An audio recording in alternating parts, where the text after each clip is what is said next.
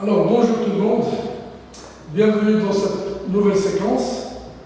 Et avant de l'entamer, je tiens à vous rappeler que nous avons déjà vu la problématique des déchets ménagers, la situation dans le cas d'une mauvaise gestion, et puis la situation dans le cas d'une gestion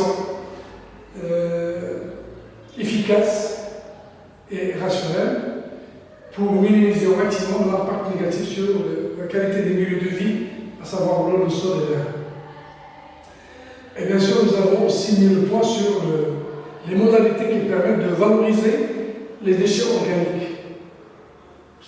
Donc, on a parlé de l'incinération, de la biométhanisation, l'enfouissement et puis le compostage, en s'arrêtant à chaque fois sur les avantages et inconvénients de chacun de ces procédés. Ensuite, on a entamé notre séquence dans laquelle nous avons entamé la pollution et les milieux pollués. Et donc, nous avons parlé de la pollution de l'air et quels sont les aspects de cette pollution de l'air, de la pollution de l'eau, de la pollution du sol, pour conclure. Et bien sûr, parmi les aspects de la pollution de l'air, on a parlé de l'effet de serre, causes et conséquences, le trou d'ozone, causes et conséquences, les pluies acides, la même chose, et aussi on a donné une idée sur ce que c'est le phénomène smog. Et donc tout ça en ce qui concerne la pollution de l'air. Ensuite, nous avons entamé la pollution de l'eau. Et pour la pollution de l'eau, donc on a d'abord délimité les différents réservoirs d'eau en distinguant les eaux douces des eaux salées, et en distinguant les différents types de réservoirs, à savoir les eaux surface et les eaux profondes. Et bien sûr les eaux salées et les eaux douces, pour parler des grands réservoirs d'eau. Ensuite, on a parlé de l'origine de la pollution des eaux. Et bien sûr, on a évoqué trois origines pour la pollution des eaux, à savoir l'origine domestique, l'origine industrielle et puis l'origine agricole. Donc, ce sont les trois activités humaines qui risquent ou bien qui ont un impact négatif par la nature des déchets qu'ils génèrent et donc ce qui altère la qualité des eaux. Bien sûr, on a détaillé un petit peu un aspect très particulier à la pollution des eaux qui est celui de l'eutrophisation. Et donc je rappelle que c'est un phénomène qui résulte d'une multiplication anarchique, aléatoire des algues et de phytoplancton en général dans des eaux qui sont contaminées par les sels minéraux, notamment nitrates et phosphates. Et puis, ce qui est fini par la mort du lac suite à l'asphyxie des êtres vivants qui vivent dans ce milieu-là par manque ou bien arrêt de la photosynthèse en profondeur à cause de rayonnement solaire qui n'arrive pas dans les grandes profondeurs. Pour le sol, on n'a pas dit grand-chose dans le sens où le sol reçoit l'impact négatif de la pollution de l'air, elle reçoit des pluies acides, elle subit le phénomène de réchauffement climatique, et donc ce qui dégrade sa qualité, et donc la faune et la flore qui vivent dans le sol se trouvent contraintes à des conditions qui ne permettent pas sa multiplication et sa survie, ce qui influence négativement la qualité du sol. Et l'on est de même pour l'eau, les eaux usées, que ce soit des eaux usées d'origine industrielle ou encore d'origine domestique. Bien sûr, ces sont déversés en l'absence de tout traitement, sont passés par une station de traitement et d'épuration. Donc ces eaux-là, elles vont nuire à la qualité du sol, elles vont agir sur sa fertilité et bien sûr sur sa capacité à abriter une biodiversité énorme. Alors, pour entamer notre partie pour aujourd'hui, après cette grande introduction, plutôt ce grand rappel, donc on va s'intéresser aux alternatives en termes d'énergie. Les alternatives énergétiques.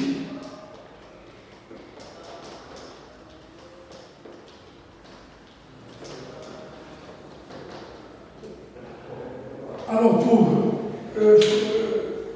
justifier pourquoi on doit penser à ces alternatives énergétiques. Donc la situation est la suivante. Alors, ce qui est plus utilisé donc, dans les activités humaines utilisent surtout des sources d'énergie fossile.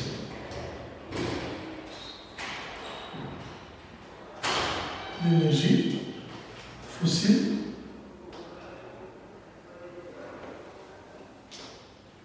à savoir le pétrole, le gaz naturel,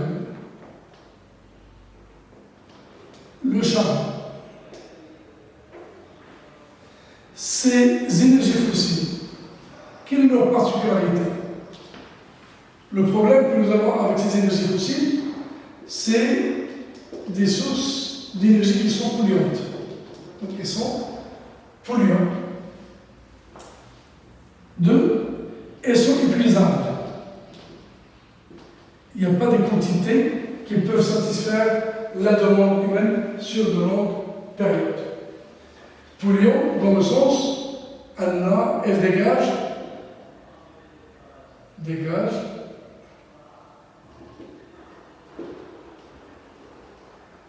à effet de serre.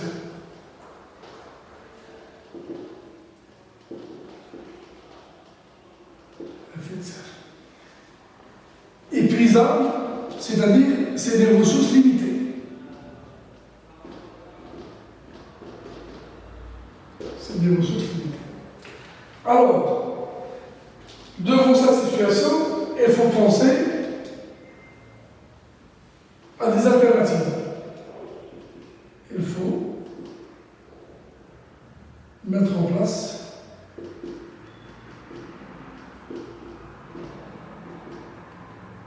des alternatives.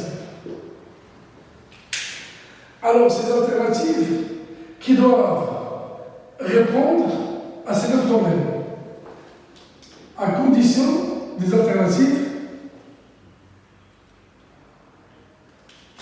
qui doivent être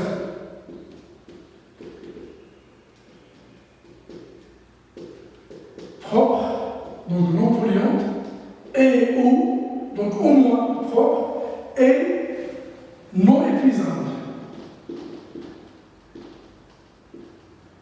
Non épuisable, donc c'est renouvelable. Voilà. Donc les alternatives qu'on doit choisir et qu'on doit développer donc doivent répondre à ces deux éléments. Très bien. Alors, quelles sont ces alternatives? Bien sûr, il ne faut pas perdre de vue l'énergie solaire. Lorsqu'on parle d'énergie solaire, il s'agit d'exploiter le rayonnement solaire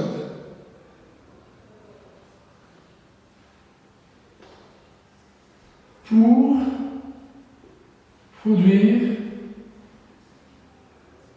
de l'énergie. Pour produire de l'énergie. Et là, on peut distinguer deux façons de faire. Soit l'énergie thermique en exploitant la chaleur apportée par ces rayons solaires, ou bien le photovoltaïque.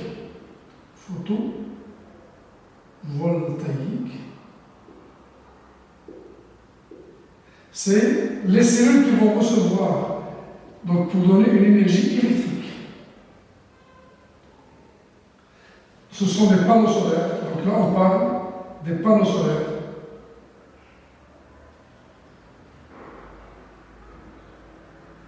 Comportant des cellules photovoltaïques qui captent le rayonnement solaire et le convertissent en un courant électrique. Donc là,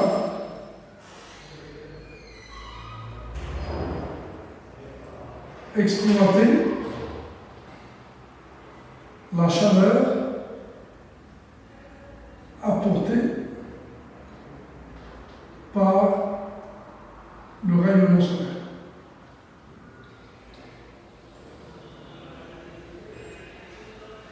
Alors, en rouge, je vais noter à chaque fois un inconvénient. Problème avec l'énergie solaire, c'est l'alternance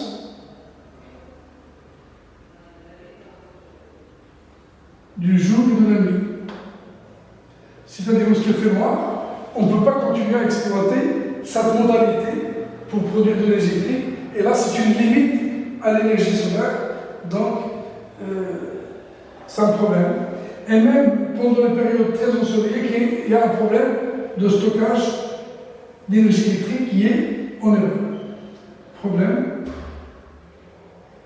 le coût élevé. Le coût élevé pour stocker l'énergie.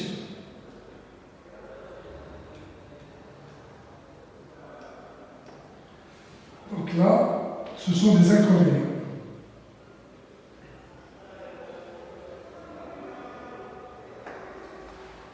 Bien sûr, les avantages, c'est que c'est propre et c'est renouvelable. Une autre modalité, c'est l'énergie éolienne. Donc ça consiste à exploiter le mouvement de l'air, le mouvement des masses d'air pour convertir l'énergie mécanique, la rotation des pales qui constituent l'éolienne, l'énergie mécanique en énergie électrique. Bien sûr, il y a l'énergie cinétique, c'est le mouvement de la masse d'air qui va faire tourner les pales de l'éolienne, ce qui va donner ensuite un courant électrique grâce à un générateur branché sur le système. Voilà.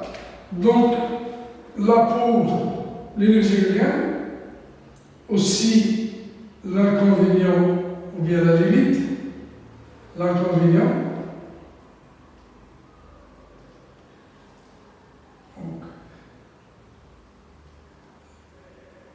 voilà, même le vent, on ne peut pas trouver le vent tout le monde. Donc, la non-permanence du vent. La non-permanence du vent. Bien qu'on dise que le vent est assez violent pendant l'hiver, et c'est pendant l'hiver qu'il y a une forte demande énergétique, mais pendant les périodes où il y a peu ou pas de vent, donc on ne peut pas exploiter un investissement pareil. Aussi, il y a le problème du bruit, la rotation. C'est pourquoi on peut surpasser ce genre de problème en mettant en place ce système un peu loin des agglomérations. Il y a aussi une sorte de nuisance au paysage, on peut parler de ça, lorsque tout le paysage est parsemé par ces éoliennes, donc ça c'est une sorte de nuisance visuelle et donc qui est toujours citée comme étant un inconvénient de l'énergie éolienne. On va se contenter de ça, et bien sûr l'avantage c'est toujours qu'elle n'est pas épuisable et elle est renouvelable. Bien sûr, l'intervalle de fonctionnement, c'est pour des vents qui souffrent entre 10 km/h jusqu'à 80 km/h. Au-delà de 80, il faut arrêter le système, il y a un risque. Et bien sûr, avec des vents qui souffrent à moins de 10 km/h, il y a aussi un problème parce que voilà, le rendement n'est pas satisfaisant. Donc, ce qu'on gagne par le mouvement du vent, c'est exactement ce qu'on perd, et donc c'est pas la peine de faire fonctionner le système. Une autre alternative, c'est l'énergie hydraulique.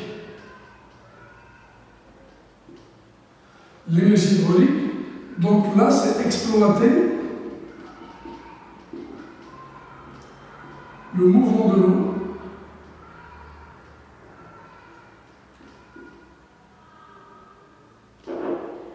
Donc soit au niveau des barrages ou les marais. Parce que les marais aussi, c'est un mouvement de l'eau qui est exploitable. On peut exploiter ce mouvement-là pour produire de l'énergie électrique. Exploiter le mouvement de l'eau pour transformer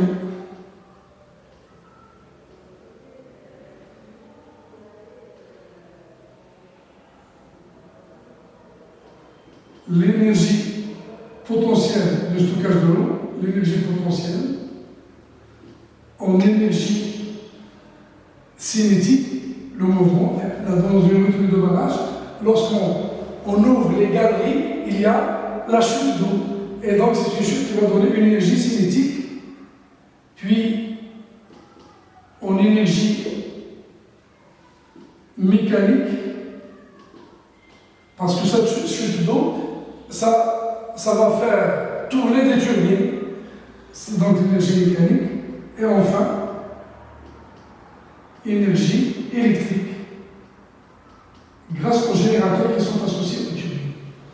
Donc on passe d'un volume d'eau qui est stocké dans le barrage et qui renferme une énergie potentielle. Au moment de la chute, on a une énergie cinétique qui va faire tourner des turbines, c'est une énergie mécanique. Le générateur associé à la turbine va donner de l'énergie électrique. Donc, si on peut parler d'inconvénients,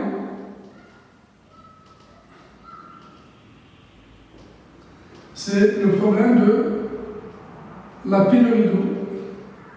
Lorsqu'il y a peu d'eau, la pénurie d'eau, et donc la priorité doit être donnée à la population pour pouvoir boire, et donc de la même façon, c'est la sécheresse. Limite les réserves.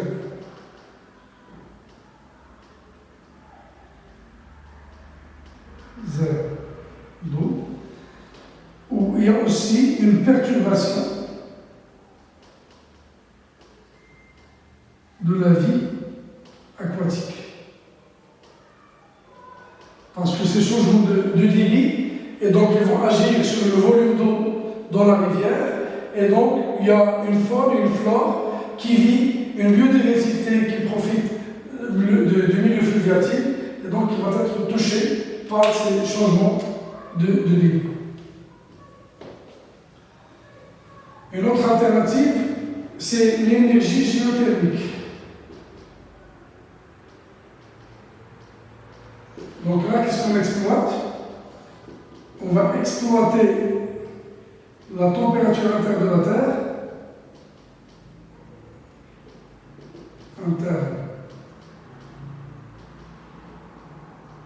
de la Terre, pour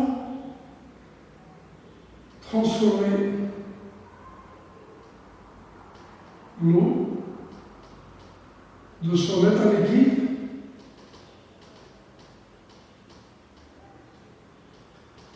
à l'état vapeur.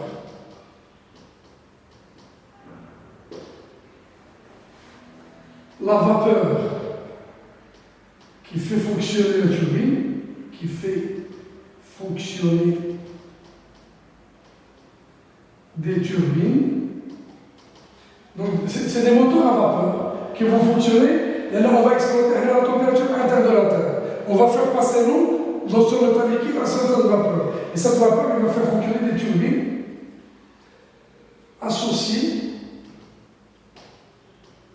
à des générateurs.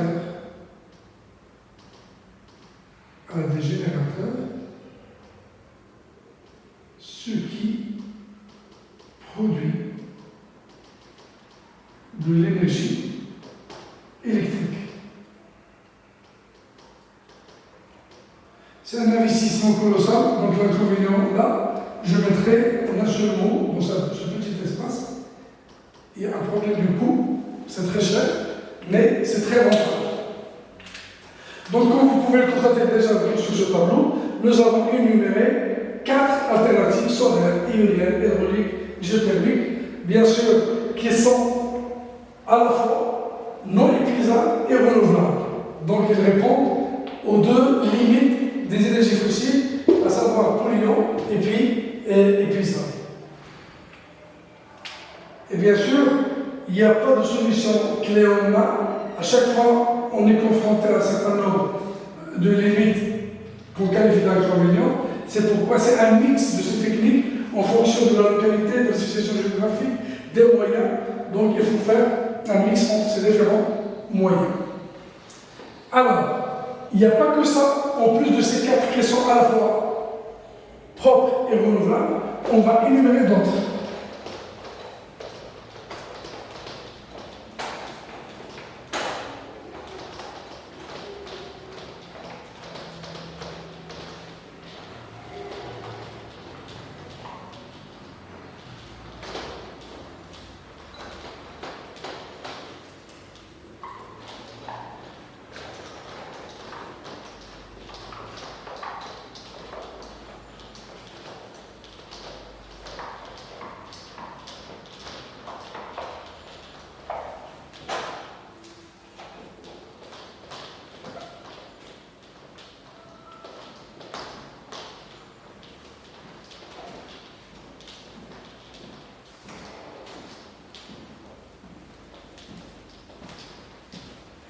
Reste une petite partie, toujours dans ces alternatives qui sont non épuisables,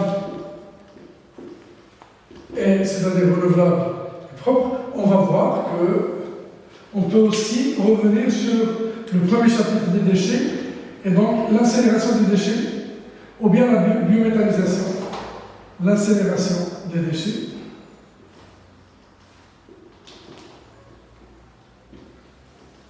On a déjà vu ça. Et biométhanisation.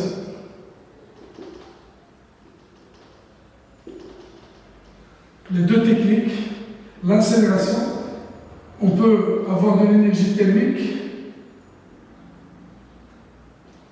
ou de l'énergie électrique.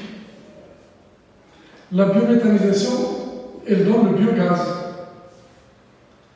Le biogaz, qui peut être exploité pour faire de l'énergie électrique ou bien l'énergie thermique. Aussi, nous avons la biomasse. On peut exploiter la biomasse. Et donc, lorsqu'on parle de la biomasse, donc on va faire des fermentations.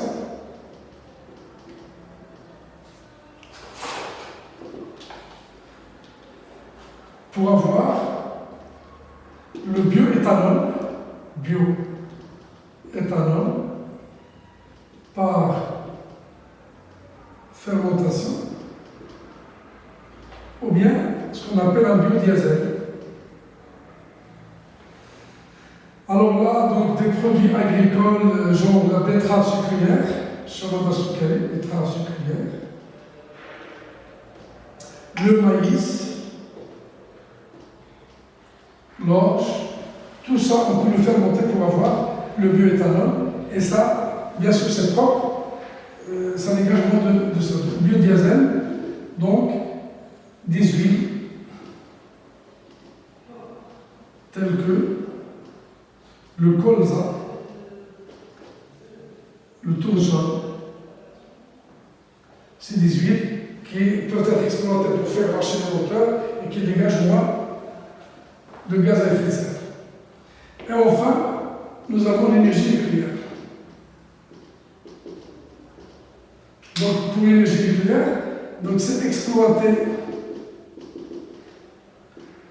la fission dans un réacteur pour avoir de la chaleur qui transforme l'eau.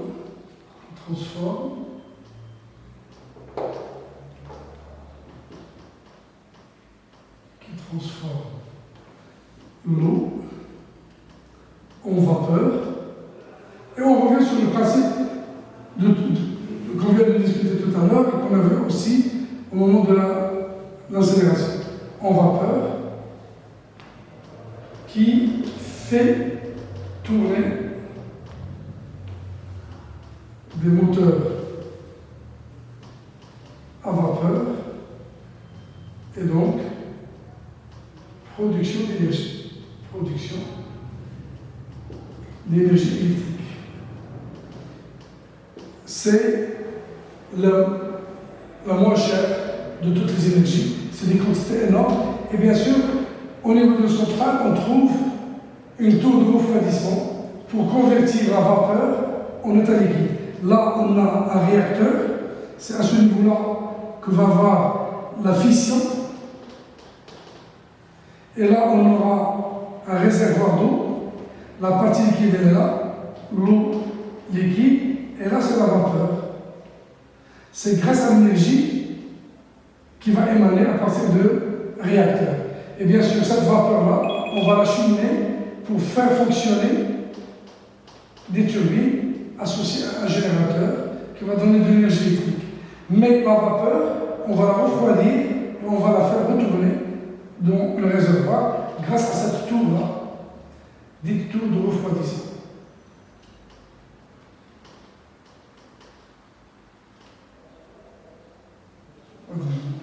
Voilà, donc elles sont 7 alternatives. Pourquoi j'ai partagé 4 et 3? Pour dire que les 4 elles sont propres et renouvelables. Mais ces 3-là, donc l'incinération et le gaz, la biomasse, le nucléaire, ils ne sont pas renouvelables.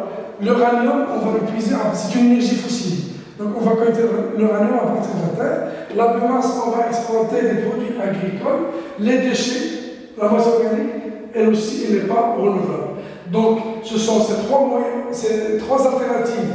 Elles présentent l'avantage d'être propres, c'est-à-dire de dégager moins de gaz à effet de serre, mais elles ne sont pas renouvelables. Donc sur les 7, solaires, éoliennes, hydrauliques, géothermiques, elles sont, les 4 lois de l'environnement, elles sont à la fois propres et renouvelables. Ceux-là, elles sont propres, mais elles ne sont pas renouvelables. Voilà, cette partie-là, elle a touché à sa fin. Je vous souhaite bon courage et on se donne rendez-vous à la prochaine.